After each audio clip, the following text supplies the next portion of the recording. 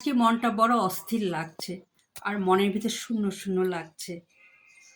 অনেক খোঁজ করে বুঝতে পারলাম মেয়ের জন্য। কারণ গতকাল ও শ্বশুরবাড়ি গিয়েছে। এই ১০-১২ দিনও আমাদের সঙ্গে ইফতারি করেছে, আমাদের সঙ্গে সেহরি খেয়েছে, আমাদের সাথে সব থেকেছে। সব সময়টা মেয়ের সঙ্গে কেটেছে।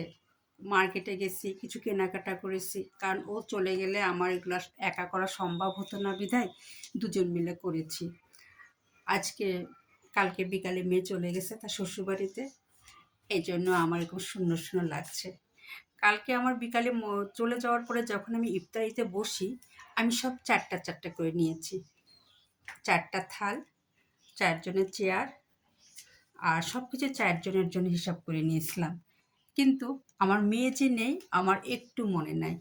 যখন চেয়ারটাতে বসলাম তখন বুঝতে পারলাম যে মেয়ে নেই। যখন পরিবেশন করলাম তখন বুঝতে পারলাম মেয়ে নেই। পরিবেশন করতে হলো 3 জনের, আমার, আমার সাহেবের আর আমার ছেলের। কারণ ওর বাবার ২ পাশে ২ ছেলেমেয়ে বসে, তারপর আমি বসি। কিন্তু কালকের বসাটা ব্যতিক্রম হয়েছে। ওর বাবার ২ পাশে, এক পাশে ছেলে, এক পাশে আমি। এইজন্য খুব খারাপ লাগলো। খেতে খুব কষ্ট হচ্ছিল। তারপরে সেহরি আসলো। সেহরির সময় ঠিক একই অবস্থা। মানে নিয়ে গেছি 4 জনার, খেলাম 3 জনার। তাই ভাবছি আসলে সন্তানরা বাসা ছেড়ে কোথাও গেলে খুব শূন্য শূন্য লাগে মাদের। বাবাদের কেমন লাগে আমি জানি না। তবে মা তো আমি, আমার খুব শূন্য শূন্য লাগছে কালকে থেকে। খুব খারাপ লাগছে। এটা আমার মেয়ের রুম।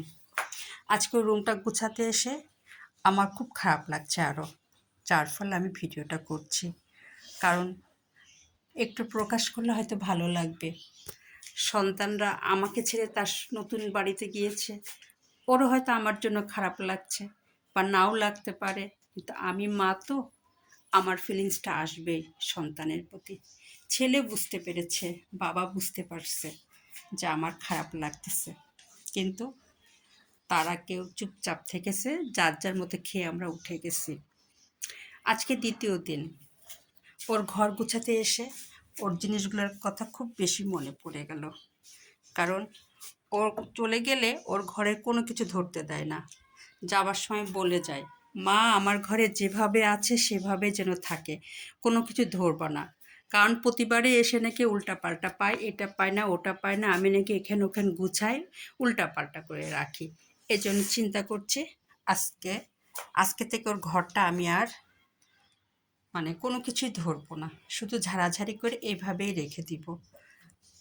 কারণ এই অভিযোগটা ওর কাছ থেকে আর শুনতে চাচ্ছি না যে আমার ঘর আবার আজকে এলোমেলো করেছো, আমি যা চাচ্ছি তাই পাচ্ছি না।